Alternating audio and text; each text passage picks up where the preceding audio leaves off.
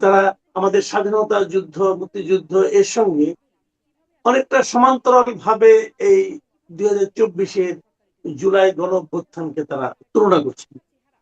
এবং এটা করতে যে তাদের মধ্যে কেউ কেউ আবার বঙ্গবন্ধুর ভূমিকাকে, মুক্তিযুদ্ধের ভূমিকাকে, মুক্তিযুদ্ধে কবে দেশ স্বাধীন হলো, আদৌ স্বাধীন হলো কি হলো না, এসব নিয়েও নানা ধরনের বিতর্ক তৈরি করছে। যেমন আমি একজন উদাহরণ আপনাকে দিতেই পারি, যে অ্যাডভোকেট ABM শাহরিয়ার কবির, এক ভদ্রলোক। তো উনি প্রায় বলছেন যে মুক্তিযুদ্ধ আসলে 26শে মার্চ হয়, বিজয় দিবসটা আমাদের হয়নি, 16 ডিসেম্বর হয়নি, এটা নাকি 75-এ 7ই নভেম্বর হয়েছে।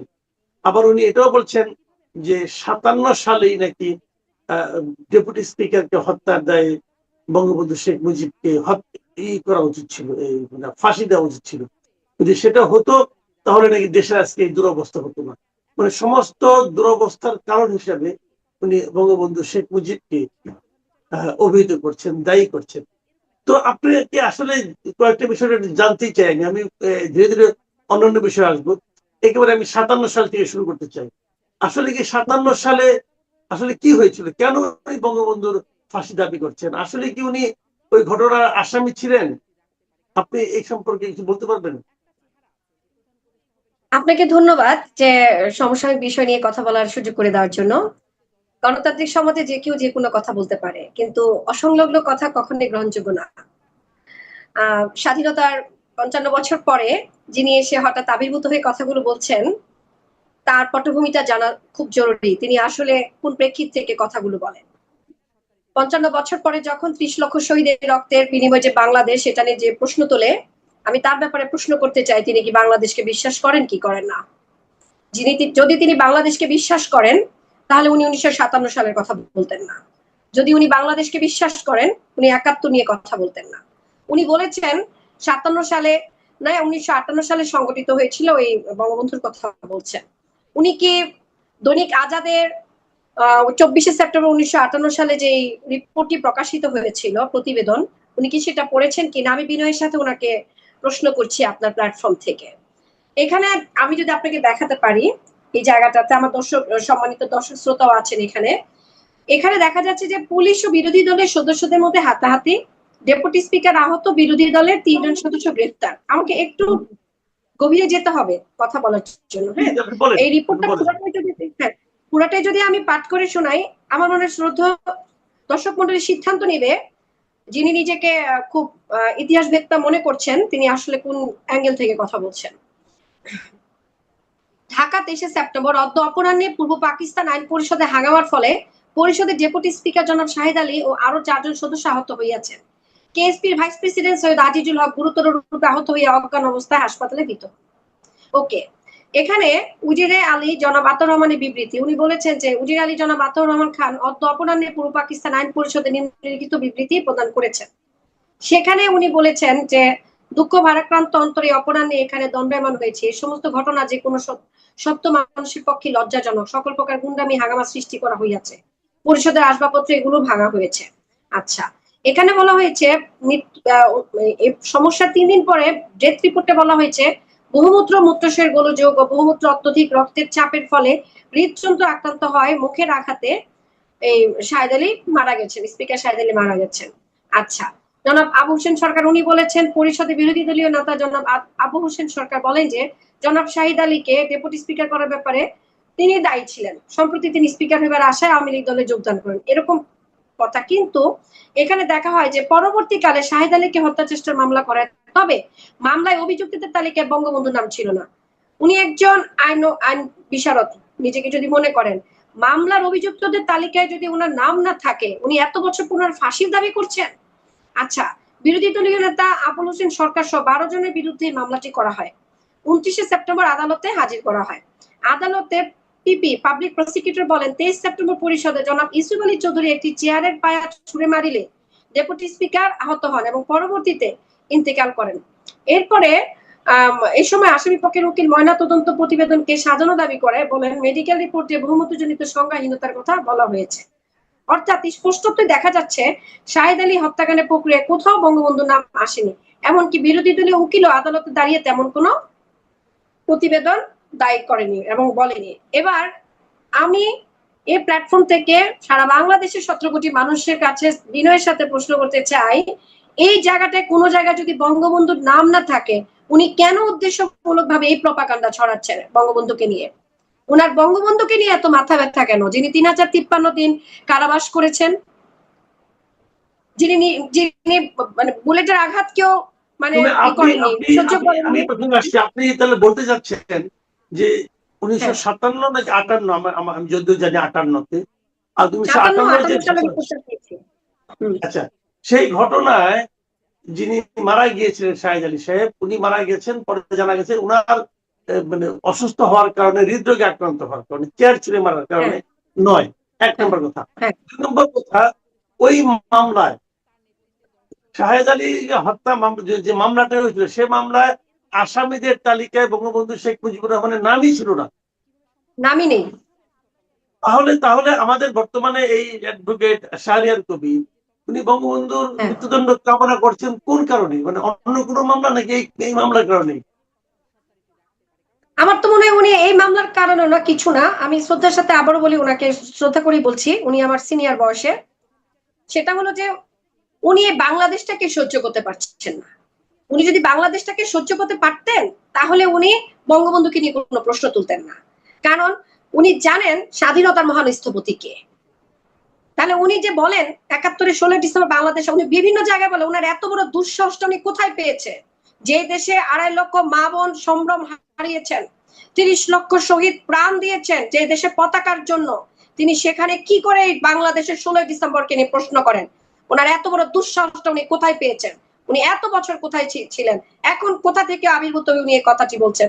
আমি ওনার কাছে জানতে চাই, এবং ওনার সাথে একদিন আমি আলোচনায় বসতে চাই এই বিষয় নিয়ে।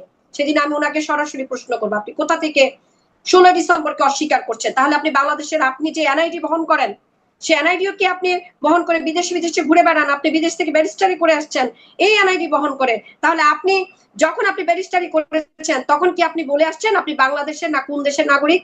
আপনি বাংলাদেশের নাগরিক হয়ে বাংলাদেশের মাটিতে দাঁড়িয়ে এই দেশের মুক্তিযোদ্ধাদেরকে নিয়ে কথা বলেন, স্বাধীনতাকে নিয়ে কথা বলেন, 16 ডিসেম্বরকে নিয়ে কথা বলেন। আপনি কত বড় দুঃসাহস আপনার! না, উনি যেটা বলতে চেয়েছেন, উনি যেটা বলতে চাচ্ছেন আমাদের 16 ডিসেম্বর নিয়ে, ওনার বক্তব্য হলো ওই দিন নাকি দেশে বিজয় আসলে সূচিত হয়নি। কারণ বিজয় সূচিত হলে উনি এই কথাটা কেন বলেন? ওনার যুক্তিটা আমি বলি, আপনার যুক্তির ব্যাপারে আপনার বক্তব্য দেন। ওনার যুক্তিটা হলো ওই দিন যখন নাকি আত্মসমর্পণের স্বাক্ষর করে পাকিস্তানি বাহিনী নাকি বাংলাদেশের কাছে আত্মসমর্পণ করেনি, ইন্ডিয়ার কাছে আত্মসমর্পণ করেছে, এবং যে কারণে প্রকৃত স্বাধীনতা ওই দিন হয়নি, এবং স্বাধীনতা হয়েছে 75-এর 7 নভেম্বর, যখন সিপাহী বিপ্লবের মাধ্যমে জিয়াউর রহমান সাহেব মুক্ত হলেন। ওই দিন নাকি প্রকৃত বিজয় অর্জিত হয়েছে। এর ওনার যুক্তি, আপনি কি বলবেন?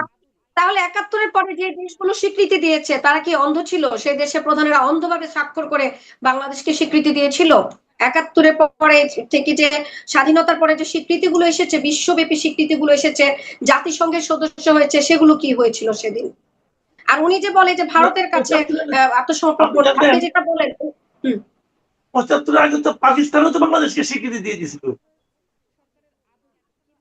হ্যাঁ, তো তাহলে সেক্ষেত্রে 15 আগস্টে দিয়েছে, সেক্ষেত্রে উনি তাহলে এই কথাটা বলেন কি করে? আমি তো বুঝতে পারছি না, উনি কি ঠিক আছেন? মানে আমার মনে একটা প্রশ্ন আছে যে উনি কি দম্ভে অহংকারে, মানে পবিত্র কোরআনও কিন্তু আছে, দম্ভ ভরে তুমি মাটিতে হেঁটো না। উনি কিন্তু এত দম্ভ করছেন, উনি মনে করছেন উনি ক্ষমতার সর্বস্তর মানে অবস্থান করছেন। ওনার ভাবা উচিত, উনি যখন কথা বলেন 17 কোটি চোখ কিন্তু তাকিয়ে থাকে। সুতরাং কথা বলার জন্য সংলগ্ন হয়ে কথা বলা উচিত। বাংলাদেশকে নিয়ে কথা বলার আগে ওনার বাংলাদেশ নিয়ে লেখাপড়া করে কথা বলা উচিত। 7 নভেম্বর কেন হয়েছিল, 75 15 আগস্ট কেন হয়েছিল, 71-এর 16 ডিসেম্বর কেন হয়েছিল, দুনিয়ার সবাই সেটা জানে। ওনার কাছ থেকে নতুন করে আমাদের ইতিহাস শেখার দরকার নেই আমি মনে করি। উনি বলতেই পারে, উনি বলতে পারে, এবং উনি ঠিক মতো বলেন কিনা এটা ফ্যাক্ট চেক করে বের করলে জানা যাবে উনি কতটুকু কি বলে। ব্যারিস্টার কিন্তু আমার পরিবারও আছে, এভাবে কথা বলে না উনি যেভাবে কথা বলেন। আপনি যে কথাটা বললেন যে উনি উনার এই সাহস কোথায় পেয়েছেন, এখন আমি যদি বলি, দেখুন 2024-এর 5 আগস্টের আগে অথবা 2024 5ই আগস্টের আগে এই ভদ্রলোককে পাবলিক মানে সোশ্যাল মিডিয়া অথবা মিডিয়াতে কেউ চিনতেন কিনা আমি জানি না ঠিক। যেহেতু ওর পরের থেকে ওনাকে সবাই চিনেন, তাহলে কি আমি বলতে পারি যে 24-এর যে ঘটনা প্রবাহ সেখান থেকে উনি এই সাহসটা পেয়েছেন? 24 কি তাহলে 71-এর সঙ্গে আপনার সাংঘর্ষিক অবস্থায় আছে? এটা তো একটা অংশ 24-এর সাথে 71-কে তুলনা করছে। যারা 24-কে সমর্থন করেছেন, অনেক বুদ্ধিজীবীরা এই দেশের অনেকেই তো করেছেন, তাই না? তারা কি 71-কে অস্বীকার করে 24-কে করেছেন? তাদের মধ্যে যারা 24-এর সাথে যুক্ত ছিলেন তারাও কিন্তু 71-কে সম্মান করেই কিন্তু করেছেন, এবং তারা অনেকের টকশো শুনি তারা বলেন তারা নাকি প্রতারিত হয়েছেন, তাই না? এই কথাটাও বলে যে ওই তীর হারাই ঢেউ সাগর পাড়ি দিব রে, হ্যাঁ, এই ধরনের গান, যে ও আমার দেশের মাটি তোমার তরে ঠেকায় মাথা, এগুলো শুনে কিন্তু আমরা সেখানে গিয়েছিলাম। হ্যাঁ, যাওয়ার পরে যারা মানে ফ্রন্ট লাইনে ছিলেন তাদের কিন্তু এখন দেখা যায় না। দেখা যায় ওনাদের মতো লোককে যারা 16 ডিসেম্বরকে নিয়ে প্রশ্ন করে, যারা মুক্তিযুদ্ধকে নিয়ে প্রশ্ন করে, বাংলাদেশকে নিয়ে যারা প্রশ্ন করে। আর আমরা তো মানে দেখেছি কি হচ্ছে, আমাদের সবার চোখ এখন হলো, এখন সামাজিক মাধ্যম আছে, সমস্ত জায়গায় ক্যামেরা ক্লিক করলে সবকিছু পাওয়া যায়। সুতরাং উনি এগুলা নিয়ে কথা না বলে ওনার বলা উচিত যে হামে যে 800টার বাচ্চা হামে যে মারা গিয়েছে ওইটা নিয়ে কি ওনার কোনো প্রশ্ন আছে কিনা? কেন হামে ওইটা মারা গেল ওনার ওইটা নিয়ে প্রশ্ন আসেনি? বন্যায় শত শত মানুষ ডুবে যাচ্ছে ওইটা নিয়ে ওনার কোনো প্রশ্ন নেই? উনি এটা নিয়ে কথা বলছেন ঢাকা শহর রাজধানীতে যানজটে নাকাল হয়ে যাচ্ছে, আমরা ওনা নিয়ে এটা কথা নেই। উনি 16 ডিসেম্বর 71 নিয়ে কেন কথা বলবেন? উনি যদি সত্যিকারের দেশপ্রেমিক হয়ে থাকেন তাহলে আমার দেশের রাজধানী ঢাকার উনি যানজট নিয়ে কথা বলুক, জলাবদ্ধতা নিয়ে কথা বলুক, হামে 800টা বাচ্চাকে হত্যা করা হয়েছে আমি বলবো সেটাকে, সেই বিষয় নিয়ে উনি কথা বলুক। উনি এগুলো না বলে 24 নিয়ে 71 নিয়ে টানাটানি কেন করেন? আচ্ছা, এই 16 ডিসেম্বর যে বিজয় দিবস, এটা নিয়ে কিন্তু আরো একজন ব্যক্তি প্রশ্ন তুলেছেন। তিনি হচ্ছেন এবি পার্টির মহাসচিব আসাদুজ্জামান ফুয়াদ, ব্যারিস্টার, উনিও ব্যারিস্টার। এবং উনি আবার দেখলাম কয়েকদিন আগে ঢাকা বিশ্ববিদ্যালয় নিয়ে কিছু কথাবার্তা বললেন। আমি যত জানি আপনি ঢাকা বিশ্ববিদ্যালয়ের একজন প্রাক্তন ছাত্র, আমি নিজেও ঢাকা বিশ্ববিদ্যালয়ের ছাত্র।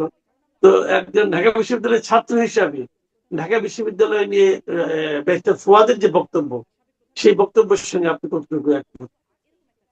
একমত মানে, যেই বিশ্ববিদ্যালয় পৃথিবীর বুকে একমাত্র বিশ্ববিদ্যালয় ঢাকা বিশ্ববিদ্যালয়, যেটা বাংলাদেশ নামক একটি রাষ্ট্রের জন্ম দিয়েছে, পৃথিবীর আরেকটি বিশ্ববিদ্যালয় নেই যে বিশ্ববিদ্যালয় একটা রাষ্ট্রের জন্ম দেয়। উনার কত বড় দুঃসাহস, উনি ঢাকা বিশ্ববিদ্যালয়ে বলেছে টাউট ফেসিস্ট ক্রিমিনাল জন্ম নেয়। উনি কয়টা লোক দেখেছে? ওনার একটা টক শো আমি 2 দিন আগে দেখেছি, উনি সেখানে বলছে আপনি দেখান তো পাঁচজন বিজ্ঞানী আছে কিনা। আমার বন্ধু অধ্যাপক ডক্টর শামীম কায়সার বর্তমানে বিশ্বের 2% বিজ্ঞানীদের মধ্যে একজন এই মুহূর্তে। জাহাঙ্গীরনগর বিশ্ববিদ্যালয় আইটি ডিপার্টমেন্টে, জাহাঙ্গীরনগর বিশ্ববিদ্যালয়কে আইটি সেক্টরে যে সর্বোচ্চ আসনে তুলে ধরেছে যে ছেলে, সে ঢাকা বিশ্ববিদ্যালয়ের শিক্ষার্থী। আর ঢাকা বিশ্ববিদ্যালয়ের প্রাক্তন কত বিজ্ঞানী আছেন উনি কি চেনেন না? উনি বলেন 5 জন বুদ্ধিজীবীর নাম বলেন তো, কতগুলো বুদ্ধিজীবীকে 71-এ হত্যা করা হয়েছে উনি চেনেন না? উনি ঢাকা বিশ্ববিদ্যালয় নিয়ে প্রশ্ন করেন কোন সাহসে? উনি জানেন ঢাকা বিশ্ববিদ্যালয়ের সমস্ত শিক্ষার্থী যদি একত্রিত হয়ে যায় উনার মতো ব্যারিস্টার ফুয়াদ এই বাংলাদেশে থাকতে পারবে না, ওনাকে বিদেশ চলে যেতে হবে, অথবা ওনাকে ওনাদের প্রিয় দেশে চলে যেতে হবে। উনি বলেন ঢাকা বিশ্ববিদ্যালয় থেকে ক্রিমিনাল তৈরি হয়। আপনি ক্রিমিনাল মাসুদ ভাই? আমি ক্রিমিনাল? উনি যে এত বড় একটা কথা বললো, যে বিশ্ববিদ্যালয় ডক্টর মোহাম্মদ শহীদুল্লাহ জ্ঞান তাপস আছেন, যে বিশ্ববিদ্যালয় সত্যেন সেন আছেন, লীলা নাগ আছেন, বঙ্গবন্ধু ছিলেন, উনি বলেন যে আপনি 5 জন বুদ্ধিজীবী নাম দেখান, 5 জন নেতার নাম দেখেন যারা সারা বিশ্বে মানুষকে চিনে। এই মুহূর্তে মাসুদ কামালকে সারা পৃথিবীর লোক চিনে, উনি জানে না যে মাসুদ কামালকে? সে তো ঢাকা বিশ্ববিদ্যালয়। তাহলে তুমি কিভাবে বলে সমস্ত কথা? ব্যারিস্টার হইলে কি সব কথা ওনার শুনতে হবে? আপনাকে একটু আগে বললাম আমার পরিবারও ব্যারিস্টার আছে, অনেক অ্যাডভোকেট আছেন আমার শ্বশুর বাড়ির পরিবার, আমাদের পরিবারে ব্যারিস্টার এরকম অসংলগ্ন কথা বলেন না। উনি যেভাবে বলেন, উনি সংবিধানে উল্টাপাল্টা কথা বলেন, সংবিধানে কেন ধর্ম নিরপেক্ষতা আসছে এটা নিয়ে উনি কথা বলেন। উনি ডক্টর কামাল হোসেন স্যারের বইটা পড়ুক, যিনি কিনা সংবিধান প্রণয়ন পরিষদের সভাপতি ছিলেন, উনি কি লিখে গেছেন উনি পড়ুক, আগে পড়তে হবে তারপর কথা বলতে হবে। উনি জানেন না ডক্টর কামাল হোসেন কে? সেও ঢাকা বিশ্ববিদ্যালয়ের একজন শিক্ষার্থী ছিলেন, তিনি অক্সফোর্ডে গিয়ে পড়ালেখা করে আসছে, ঢাকা বিশ্ব থেকে পড়াতেন এবং আবার অক্সফোর্ডে লেখাপড়া করেছেন। উনি বলেন ঢাকা বিশ্ববিদ্যালয়ে 5 জন মানুষের নাম বলতে।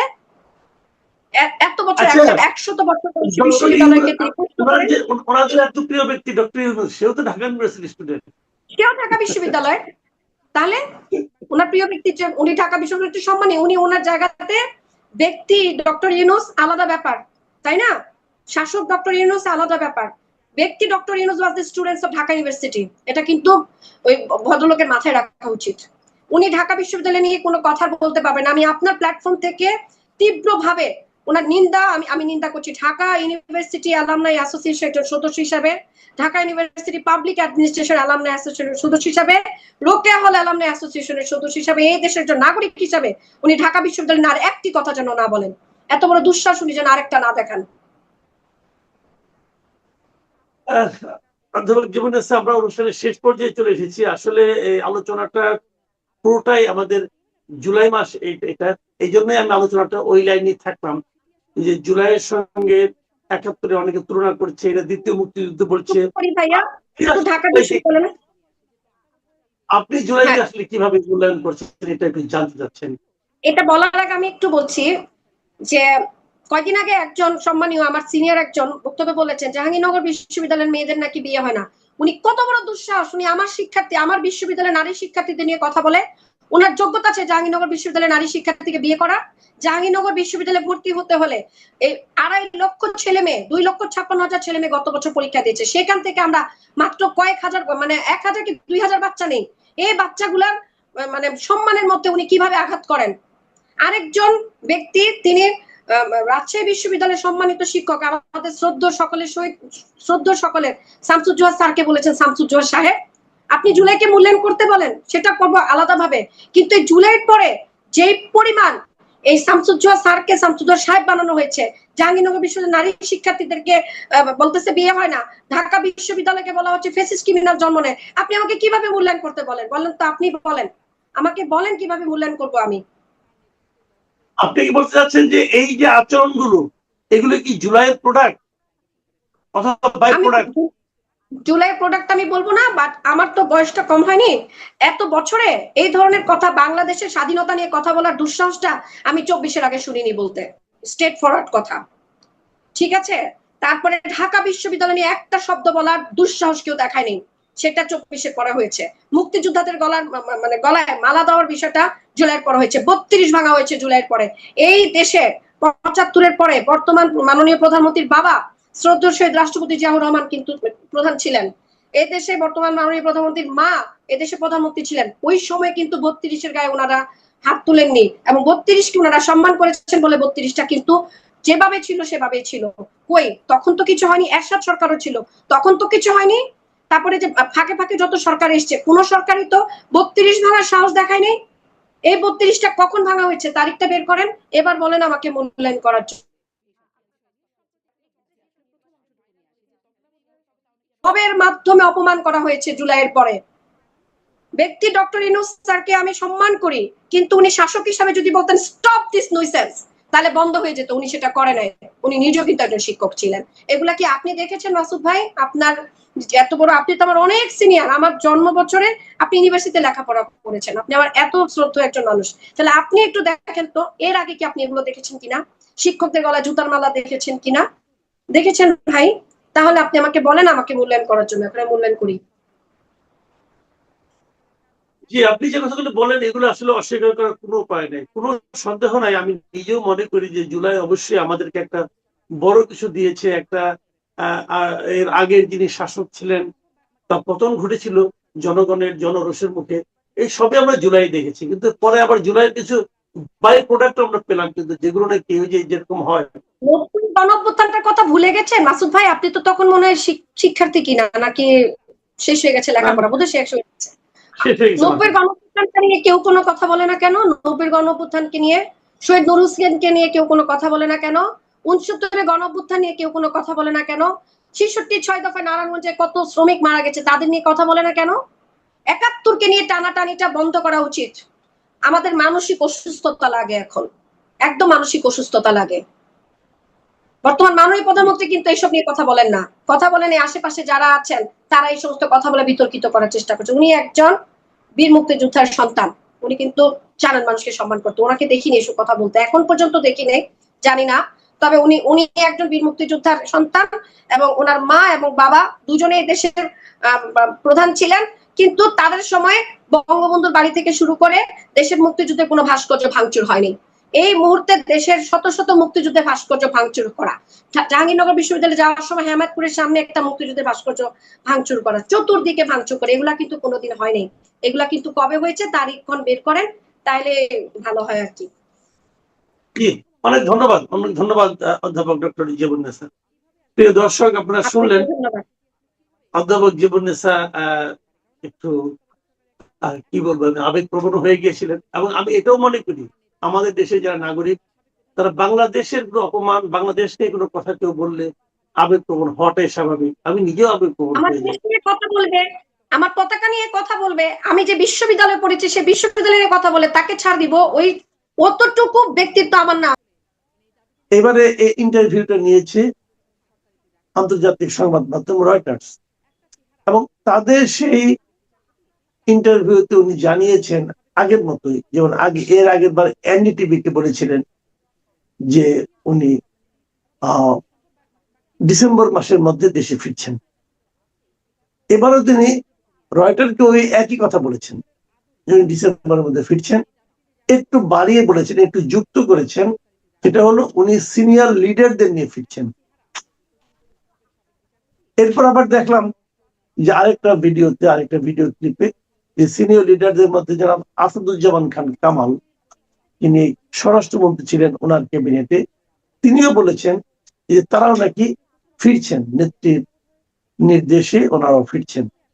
আবার এর বিপরীত দিকে অনেককে এমনও বলতে শুনছি এগুলো কেবলই বাকওয়াজ কথাবার্তা, উনি আসলে ফিরবেন না।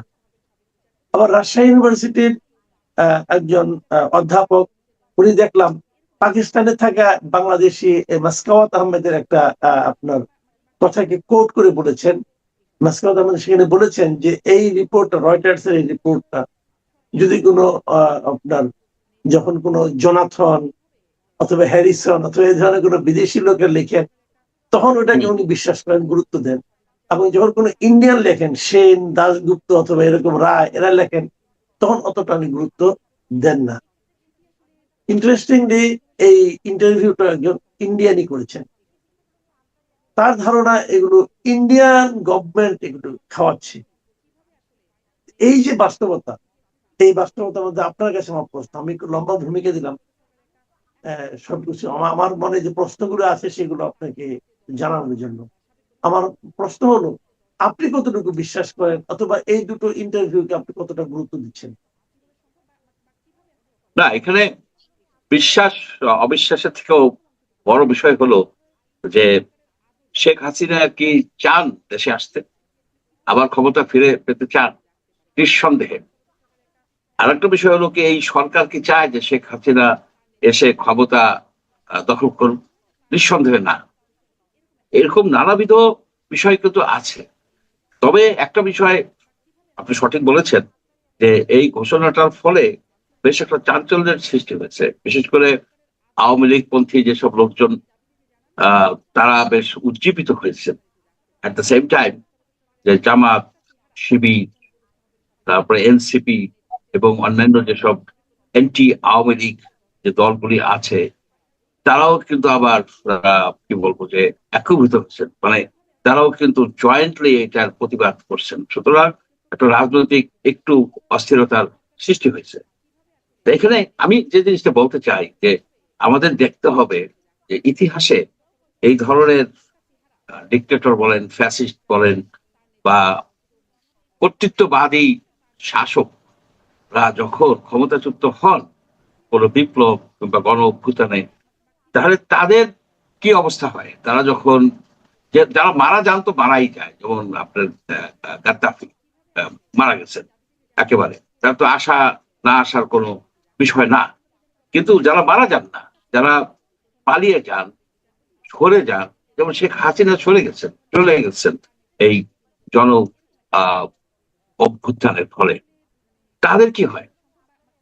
আপনি দেখবেন যে গত 100 বছরে যতগুলি ডিক্টেটর পালাই গেছে দেশ ছেড়ে, তাদের ভিতরে কেউই কিন্তু ফেরত আসতে পারে নাই।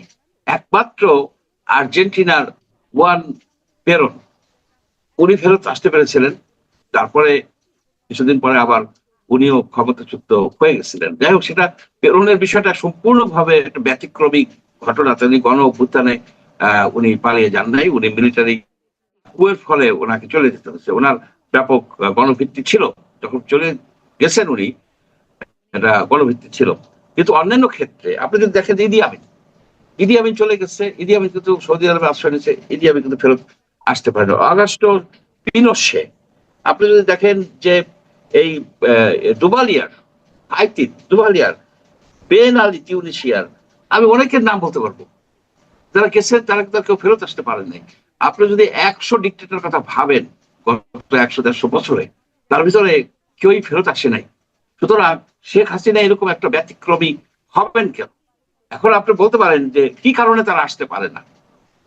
তার মধ্যে প্রধানতম কারণ হচ্ছে, যারা এই কর্তৃত্ববাদী শাসন চালান করেন বা ডিক্টেটর হন, তাদের ক্ষমতার মূল ভিত্তি হয় সেনাবাহিনী, পুলিশ, তারপরে আপনার গোয়েন্দা বাহিনী। এরা যখন তারা ক্ষমতাচ্যুত হয়ে যান, এই বাহিনীগুলি কাদের কর্তৃত্বে চলে যায়? নতুন সরকারের কর্তৃত্বে চলে যায়। সুতরাং এদের পক্ষে এই যে আপনার যে ডিপোজ, যে পালিয়ে যাওয়া ডিক্টেটরদের পক্ষে আর ক্ষমতা এক্সারসাইজ করা সম্ভব হয় না। আর একটা বিষয় আছে, এরা তো একটা রাজনৈতিক জোট করে, সবাই কিন্তু একটা রাজনৈতিক জোট করে, রাজনৈতিক জোট ভেঙে যায়। তারপরে আর একটা বিষয় হচ্ছে, যত দিন যায় ততই কিন্তু নানাবিধ বাস্তব পরিস্থিতির উদ্ভব হয়, নতুন দল হয়, নতুন নেতৃত্ব আসে, সব মিলিয়ে এদের পক্ষে আর ফেরত আসা সম্ভব হয় না। আরেকটা বিষয় কিন্তু খুব ইন্টারেস্টিং, সেটা হচ্ছে আপনার বয়সটাও তো দেখবেন। আপনার বয়স দেখবেন, আপনি যদি দেখেন যে ডিক্টেটর বা কর্তৃত্ববাদী শাসক অনেক বৃদ্ধ বয়সে তারপরে ধরেছে, কিন্তু সে তো আর নতুন করে গোছায় গেছে আসতে পারে না, এবং আসার কোনো নজির নাই। সেই সব পরিপ্রেক্ষিতে আমি মনে করি কি, শেখ হাসিনার আবার দেশে এসে ক্ষমতা গ্রহণ করা একরকম অসম্ভব ব্যাপার। যারা চেষ্টা করছেন, ভাবছেন, তারা আসলে চাঁদের আলোয় কাপড় শুকানোর চেষ্টা করছে, এটা হবে না। না, আমি যেটা বলতে চাচ্ছি যে ধরা যাক উনি ফিরে আসবেন না, অথবা আসলেও উনি ক্ষমতা দখল করতে পারবেন না, আসলেও তো অবধারিত ভাবে ওনাকে জেলখানায় যেতে হবে, কারণ ওনার বিরুদ্ধে তো একটা হত্যা মামলা রায় হয়ে গেছে এবং ওনাকে সেখানে মৃত্যুদণ্ড দেওয়া হয়েছে, এবং ওনার বিরুদ্ধে আরো অনেকগুলো মামলা চলমান। তো ওনার হয়তো জেলে যেতে হবে, সেটা এক ব্যাপার। কিন্তু আমি বলতে চাচ্ছি যে আমি একটা হাইপোথেটিক্যাল একটা সম্ভাবনার কথা বলি। উনি যদি এভাবে ভাবেন যে ওনার বয়স হয়েছে 78 বছর, উনি বাঁচবেন আর কয় বছর, তো উনি যদি ভাবেন যে আমি বিদেশে মরতে চাই না, আমি দেশে এসে মরতে চাই, এবং এটা যদি উনি দেশে, যে কথাটা উনি বলেছেন ওনার শেষ ইন্টারভিউতে এই কথাটাই বলেছেন, তো উনি যদি দেশে আসেন, সরকার তাকে জেলে নিয়ে যাবে, জেলে নিয়ে গেলে হয়তো ওনার জেলখানায় মৃত্যু হবে। ওনাকে ফাঁসি দেওয়ার মতো রিস্ক গভর্নমেন্ট নেবে কিনা আমি জানি না, যদি নেয় তো এই সবকিছুই, ওনার দেশে আসা, জেলে যাওয়া এবং তারপরে মৃত্যু হওয়া, এই সবকিছুই কিন্তু ওনার যে রাজনৈতিক দল আছে, এই দলের জন্য কি বাড়তি একটা মাইলেজ দেবে না? সাধারণ মানুষের মধ্যে কি এক ধরনের সিম্পেথি তৈরি করবে না? আমি এই অর্থে বলছি যে উনি মানে দলীয় ভাবে ওনার দলের জন্য এটা কোনো ইতিবাচক পদক্ষেপ হবে কিনা যদি উনি আসেন। না, এটা কোনো ইতিবাচক কিছু হবে না। প্রথমত আপনি দেখেন যে ওনার দলের, ওনার নামে 663টা কেস হয়েছে এই পর্যন্ত, গত বছর নভেম্বর পর্যন্ত 663টা কেস হয়েছে। তার মধ্যে 453টা মামলায় চার্জশিট হয়েছে, 463টা বা 53টা মামলা হত্যা মামলা। তার মধ্যে 106টা মামলা চার্জশিট হয়েছে, তার মধ্যে 31টা মামলা হচ্ছে হত্যা মামলা চার্জশিট হয়ে বসে আছে। তার যত রকমের মানে নেতা আছে, যারা বড় বড় নেতা, তাদের বিরুদ্ধেও কিন্তু এরকম মামলা হয়েছে, চার্জশিট হয়েছে। সুতরাং আইনি প্রক্রিয়াকে তো একেবারে অবজ্ঞা করা যাবে না। আমরা জানি যে এরকম অনেক মামলাই হয়, রাজনৈতিক মামলা, কিন্তু আইনি প্রক্রিয়ার মধ্যে তাকে জেলে যেতে হবে, তাকে একেবারে নিঃসন্দেহে জেলে যেতে হবে। আর একটা বিষয় হচ্ছে, উনি যদি দেশের মাটিতে মৃত্যুবরণ করতে চান, তাহলে উনি দেশ ছাড়তেন না, উনি ইসে থাকতেন, গণভবনেই থাকতেন, যা হয় হবে। এবং ওনার নেতা কর্মীরা তো ওনাকে ছেড়ে চলে গেছে, গণভবনে কারা ছিল পাহারা, ওনাকে প্রোটেক্ট করার জন্য। উনি অনেকটা গণবিচ্ছিন্ন হয়ে গেছিলেন। গণবিচ্ছিন্ন হয়ে যাওয়ার মূল কারণ ছিল যে এই যে বৈষম্যমূলক আচরণ, দুর্নীতি, দুঃশাসন, লুটপাট, তারপরে আপনার ক্রস ফায়ার, এইসব যে হয়েছে, যে গুম হয়েছে, এর ফলে ওনার শাসন ব্যবস্থাটাকে উনি এত কাজ করছেন, উনি বঙ্গবন্ধুর কন্যা, তা সত্ত্বেও কিন্তু জনগণ ওনার সাথে ছিল না। এখন যারা আছে, এখন যারা ওনার জন্য উনি পপুলার, আওয়ামী লীগের ভিতরে ডেফিনেটলি উনি খুবই পপুলার, কিন্তু এই পপুলারিজম ওনাকে ক্ষমতায় এনে দিবে না। তারপরে আরেকটা বিষয় যে ফ্যাক্টরটা খুব গুরুত্বপূর্ণ, সেটা হচ্ছে যে এই ধরনের ডিক্টেটররা যখন ক্ষমতাহীন হয়ে যায়, মানে ক্ষমতাচ্যুত হয়ে যায়, তাদের যে ইন্টারন্যাশনাল যে একটা কানেকশন থাকে, একটা নেটওয়ার্ক থাকে, ওই নেটওয়ার্ক ভেঙে পড়ে। সে নেটওয়ার্ক নাই ওনার। যেমন চাইনিজদের সাথে সম্পর্ক ছিল, রাশিয়ানদের সাথে ছিল, ইউরোপিয়ান ইউনিয়নের অনেকের সাথে, সেগুলি তারা ধীরে ধীরে সরে যায়। তার কারণ হচ্ছে যে জাতিসংঘের যে রিপোর্টটা প্রকাশ করছে যে 1400 জন মারা গেছে, এই রিপোর্টটাকে তো ইউরোপিয়ান ইউনিয়ন কিংবা আমেরিকা যুক্তরাষ্ট্র কিংবা সারা পৃথিবীর সব সভ্য দেশ, তারা তো এটাকে ইগনোর করবে না। ওনার পেছনে আছে ভারত। এখন ওনার যে আশা আশা এসবের বিষয়ে ভারত একটা মাইলেজ নেয়। যেমন ভারত এখন বাংলাদেশ সরকারের উপরে একটা করতে পারে যে আমরা ওনাকে পাঠিয়ে দেব, আমরা ওনাকে পাঠিয়ে দেব। তাহলে তো উনি আসলে পরে দেশের ভিতরে একটা অরাজকতা পরিস্থিতি সৃষ্টি হবেই, এ বিষয়ে কোনো সন্দেহ নাই। কারণ ওনার অনেক সাপোর্টার আছে, ডাইহার্ট সাপোর্টার আছে। অ্যাট দ্য সেম টাইম ওনার ডাইহার্ট শত্রুও তো আছে, যে জিনিসটা ছিল না, যেটা এক্সট্রিমিজমে চলে গেছে। একটা হচ্ছে যে আগে পলিটিক্যালি ওনার বিরোধিতা করছে, পলিটিক্যাল বিরোধিতা করা হলো এক ধরনের, মিছিল করে, নিন্দাবাদ জানায়, এটা করে সেটা করে। কিন্তু উনার ওনার এই হত্যাকাণ্ডের ফলে অনেক লোক আছে, পার্সোনাল শত্রুতা আছে, যারা আবেগ প্রবণিত হয়ে অনেক কিছু করতে পারে। তা আমি মনে করি যে ওনার আসার সম্ভাবনা খুবই কম। যদি আসেন, অরাজকতা সৃষ্টি হবে, আর আওয়ামী লীগের কোনো সুবিধা হবে না। আওয়ামী লীগের যে প্রায় ধরেন 1/3 লোক যদি আওয়ামী পন্থী লোক হয়, কিন্তু সবাই তো খারাপ না। যারা ভালো আছে, যারা আপনার মানে অপরাধের সাথে জড়িত হয় নাই, তাদের রাজনৈতিক অধিকার তো বঞ্চিত করার কোনো কারণ নাই, তাদেরকে রাজনীতি করতে দেওয়া উচিত। কিন্তু যারা অপরাধ করছে, যারা লুটপাট করছে, জমি দখল করছে, আপনার খুন খারাপের সাথে জড়িত ছিল, এরকম অনেক আছে। মানে কি আপনি জানেন, যেমন ধরেন যে যুবলীগের যে কমিটিগুলি, এই কমিটিগুলি কি রাজনৈতিক কমিটি না? এরা টাকা দিয়ে কমিটি কিনছে। ছাত্রলীগেরও তো অনেক কাহিনী আছে, এই যে সাদেক কায়েম সাহেবের টাকা দিয়ে ঢুকছে। সুতরাং বর্তমানে যে আওয়ামী লীগের নেতৃত্ব, এই নেতৃত্ব পুরোপুরি রাজনৈতিক নেতৃত্ব না, এটা অনেকটা টাকা পয়সা দিয়ে কিনছে, অনেকটা মানে নিজস্ব পকেট কমিটি হয়েছে, যার ফলে এখানে এই ট্রেনে যতদিন পর্যন্ত না আওয়ামী লীগের পুনর্গঠিত হওয়ার সুযোগ দিবে শেখ হাসিনা, ততদিন পর্যন্ত আওয়ামী লীগ একটা রাজনৈতিক শক্তি হয়ে এই বাংলাদেশে দাঁড়াতে পারবে না। আর যদি বেশি দেরি করা হয়, এই রাজনৈতিক শক্তি ধীরে ধীরে আপনার বিলীন হয়ে যেতে পারে। তার মানে আপনি বলতে যাচ্ছেন যে আওয়ামী লীগ যদি পুনর্গঠিত হতে চায় এবং যদি প্রপারলি চায়, তাহলে সেক্ষেত্রে শেখ হাসিনার একটা ভূমিকা লাগবে। শেখ হাসিনাকে আওয়ামী লীগকে পুনর্গঠিত হতে দিতে হবে, এবং সেই ক্ষেত্রে সে যদি দেশে ফিরতে চায়, সেটা বরং বাধাগ্রস্ত হবে এবং আওয়ামী লীগের পুনর্গঠনের ক্ষেত্রে একটা প্রতিবন্ধকতা তৈরি হতে পারে, তাই কি? ডেফিনেটলি। এবং অ্যাকচুয়ালি সে তো আর ফ্রি পার্সন না যে সে আসবে, চলে আসলো, প্লেনে একটা টিকিট করলো বা চলে আসতে পারলো, তা তো না। তার তো সে তো বন্দি এক ধরনের ভারতের কাছে। ভারত যখন মনে করবে যে তাকে এখানে পাঠাবে, তখন সে আসতে পারবে। কিন্তু ভারত কোনো অবস্থাতেই চাবে না যে শেখ হাসিনা এখানে এসে ফাঁসি হয়ে যাক কিংবা জেলে পড়ে থাকুক। এটা তার জন্য একটা বাড়তি বোঝা হয়ে দাঁড়াবে। ওই তাকে যে হুমকি টুমকি দেওয়া, চাপ রাখে ভারত থেকে, সে এখানে ভারতও তাকে অ্যালাউ করবে না আসার জন্য। আসতে হলে তো ভারতের সহযোগিতা লাগবে।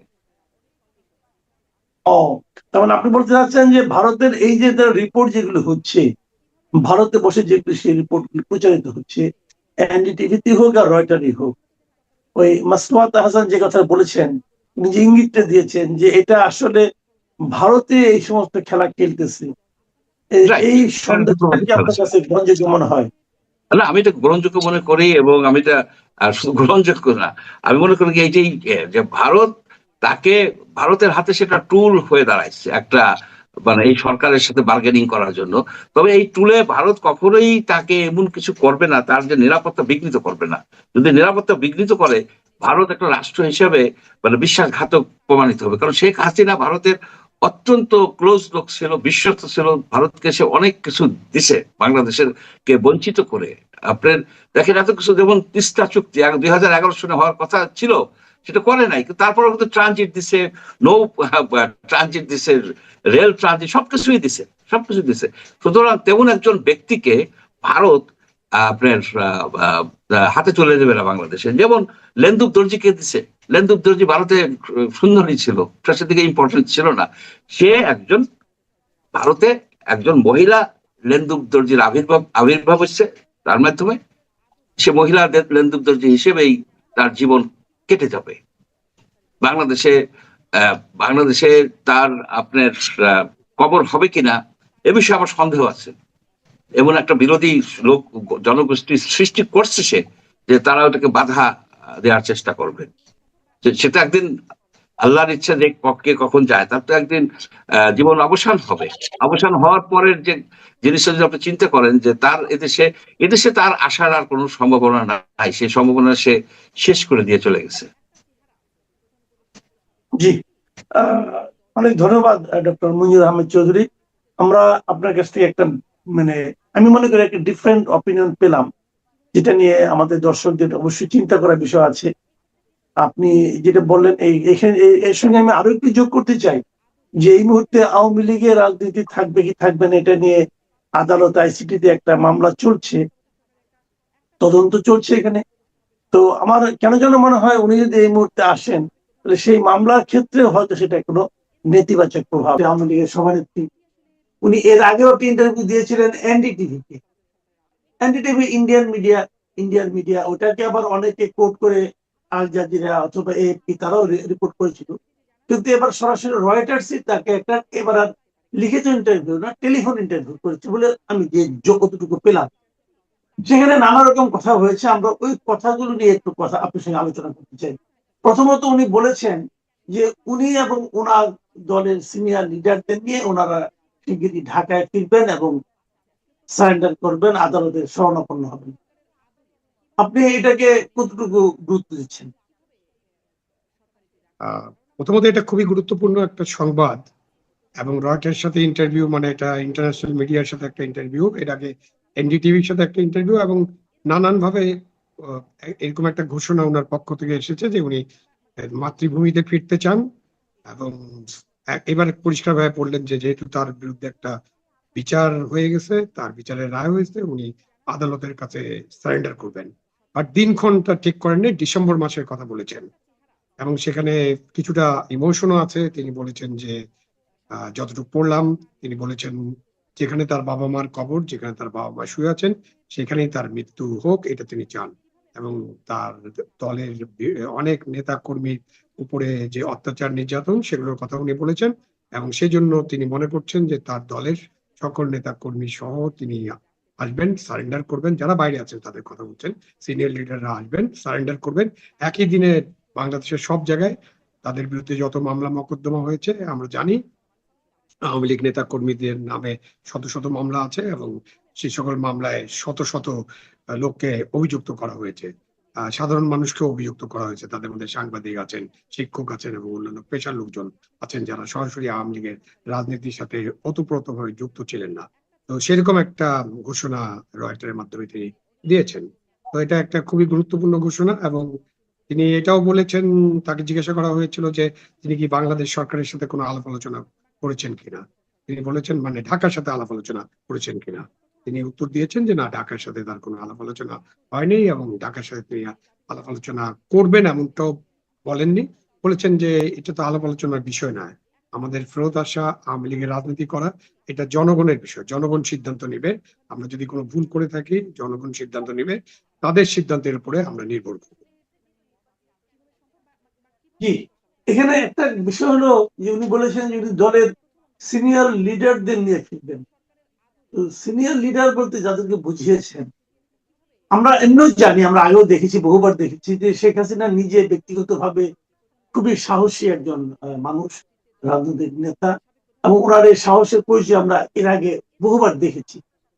তো উনি যতটা সাহসী, ততটা কি তার দলের সিনিয়র লিডাররা তাদের নিয়ে যখন ফিরবেন বলছেন, আপনার কি মনে হয় যে উনি যদিও ফিরবেন কিনা আমি জানি না, যদি ফিরেন সেখানে সিনিয়র লিডারদের কি ওনার পাশে দেখতে পাবেন বলে আপনার ধারণা? আমার ধারণা এবং আমার বিশ্বাস এরকম যে হ্যাঁ, উনি যদি ফিরে আসেন এত প্রতিকূলতার মাঝে, উনি সিনিয়র লিডাররা ওনার সাথে ফিরবেন এবং ওনাকে অনুসরণ করবেন, এটা আমার মনে হয়।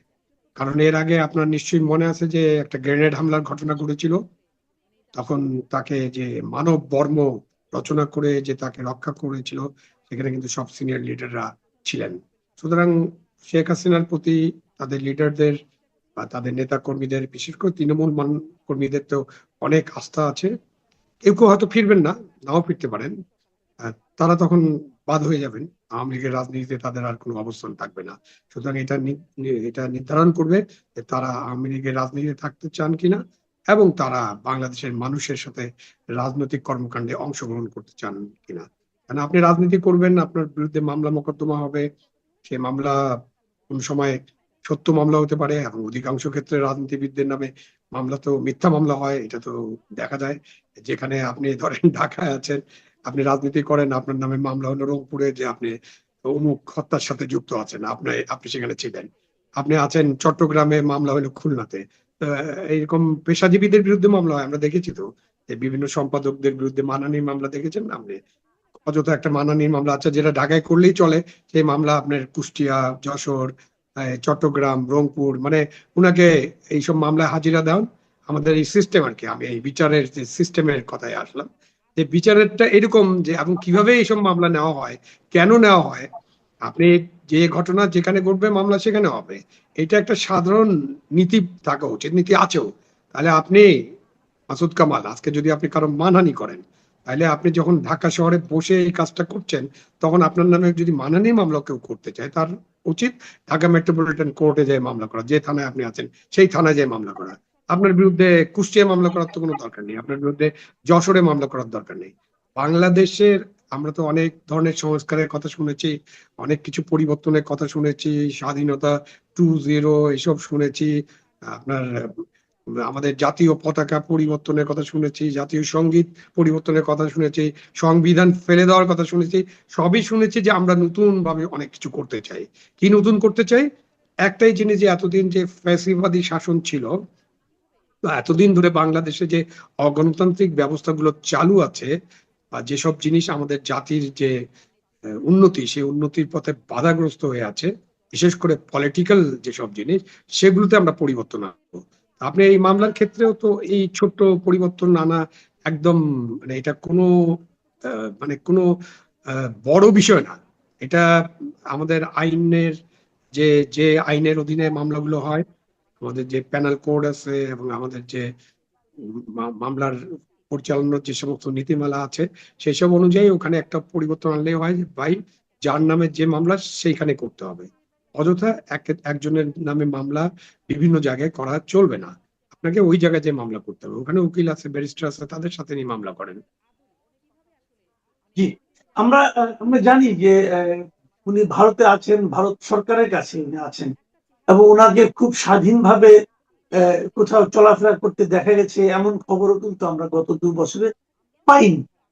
তো মানে উনি ভারত সরকারের কাস্টডিতে আছেন অথবা নিরাপত্তার মধ্যে আছেন, খুব বাইরে বেরোচ্ছেন না। এর মধ্যে উনি বিদেশি একটা মিডিয়াকে ইন্টারভিউ দিলেন, রয়টার্স এর মতো একটা মিডিয়াকে।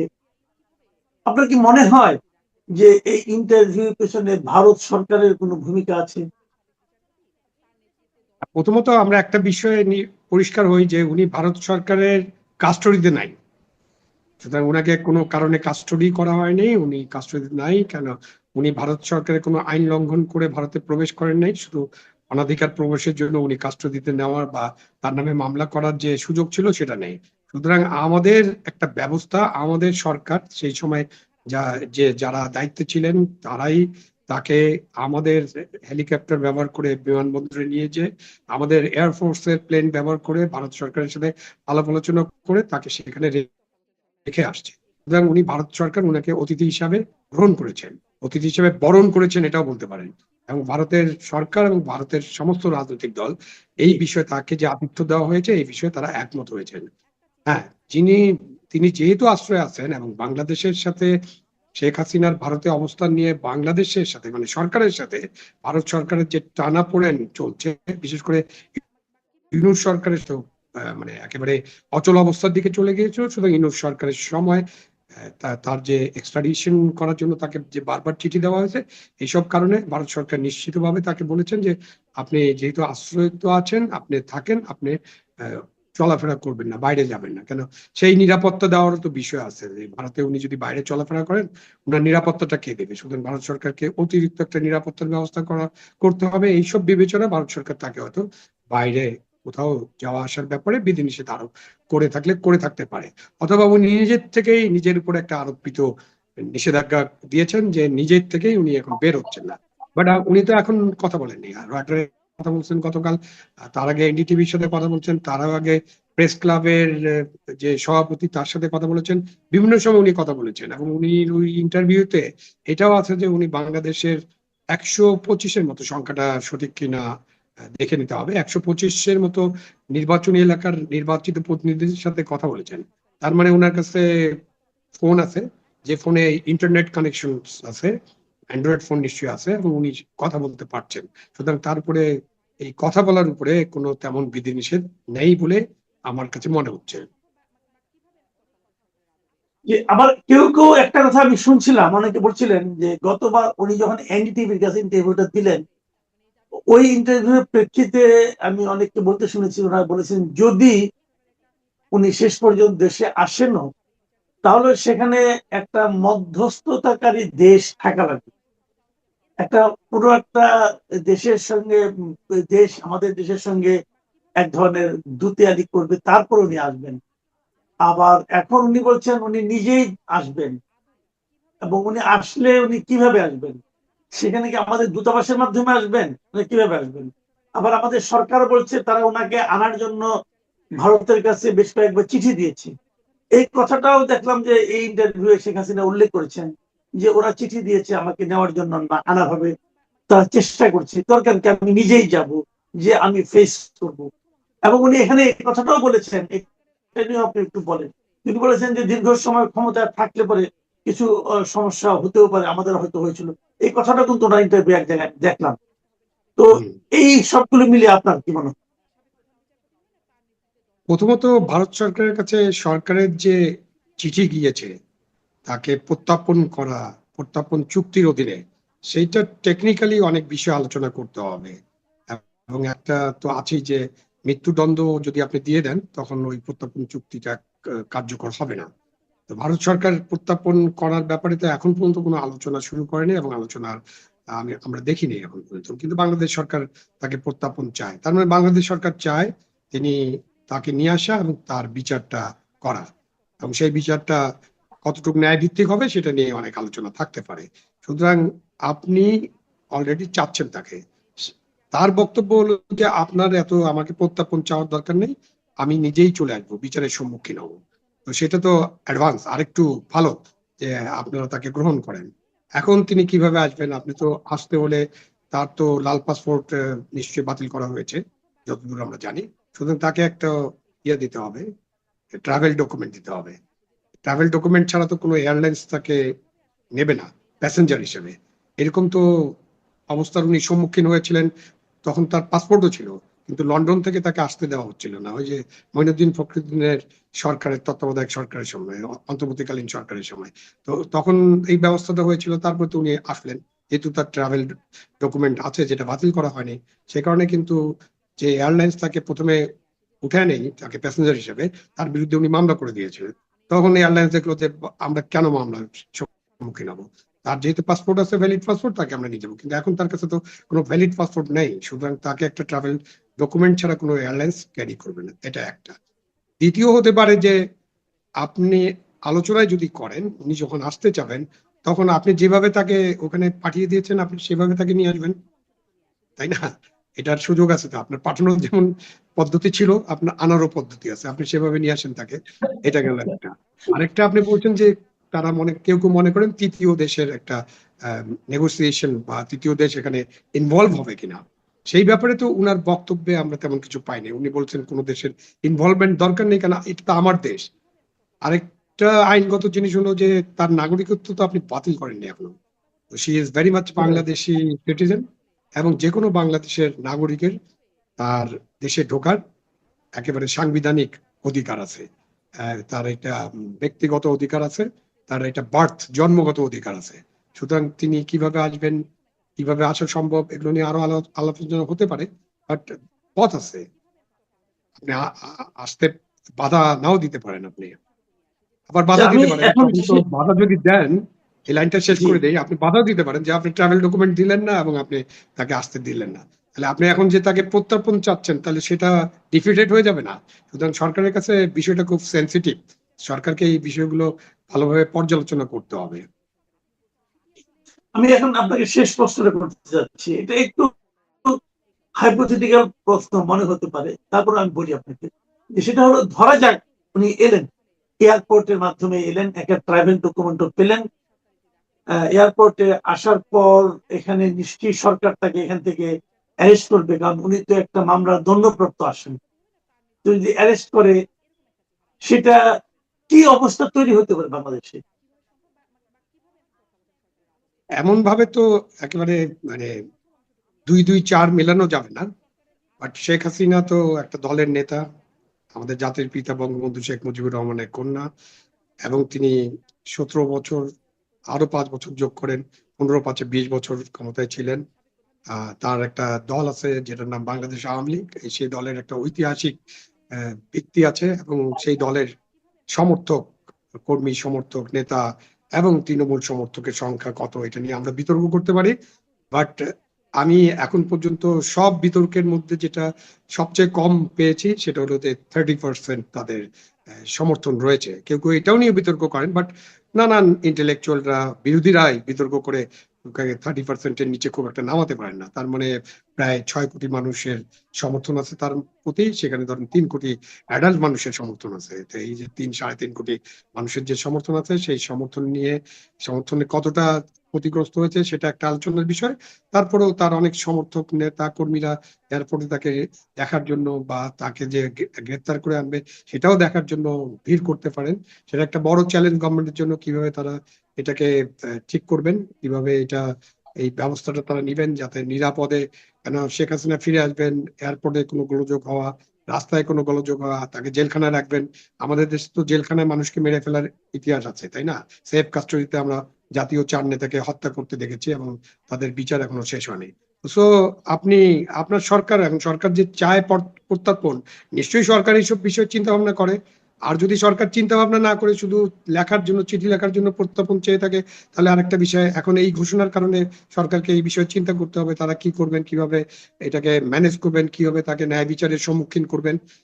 সবসময় তো বিচারের সম্মুখীন করবেন হয়তো বলা হয়, আমি বলছি যে ন্যায় বিচারের সম্মুখীন করবেন। সেটা সরকারকে ভেবেচিন্তে ঠিক করতে হবে, যাতে এয়ারপোর্টে কোনো গোলযোগ না হয়, একুইনোর মতো কোনো ঘটনা না ঘটে। কেন বাংলাদেশে তো আপনি জানেন যে স্নাইপার রাইফেল তো যেখানে সেখানে নাকি পাওয়া যাচ্ছে, এবং সেই জুলাই আন্দোলনের সময় ওই 30 দিন বা 36 দিনে স্নাইপার রাইফেল ব্যবহৃত হয়েছে, এটা প্রমাণ পাওয়া যাচ্ছে। কিন্তু আমরা এখন পর্যন্ত খুঁজে বের করতে পারিনি কারা এই স্নাইপার রাইফেল ব্যবহার করলো। সো এগুলোর তো চিন্তা ভাবনা করতে হবে। উনি আসবেন, আসার পরে কি হবে সেটা এখনই বলা সম্ভব না। এই আসার বিষয়ে নিশ্চয়ই আলাপ আলোচনা হতে হবে। উনি আলোচনা করতে চান বা না চান, কিন্তু উনি যখন ফেরত আসবেন, ঠিক করে ফেলবেন, তখন তো আলাপ আলোচনা শুরু হবে নিশ্চয়ই। আমার মনে হয় যে এটা আলাপ আলোচনা হওয়ার দরকার আছে। জি, অনেক ধন্যবাদ জনাব আবু মোহাম্মদ শহীদ খান। প্রিয় দর্শক, আপনারা শুনলেন আমাদের সাবেক সচিব এবং রাজনৈতিক বিশ্লেষকের যে মূল্যায়ন এবং বিশ্লেষণ। শেখ হাসিনা কি আসলেই ফিরতে পারবেন? উনি কি আসলেই ফিরতে চাচ্ছেন? একাধিক মিডিয়াকে উনি একই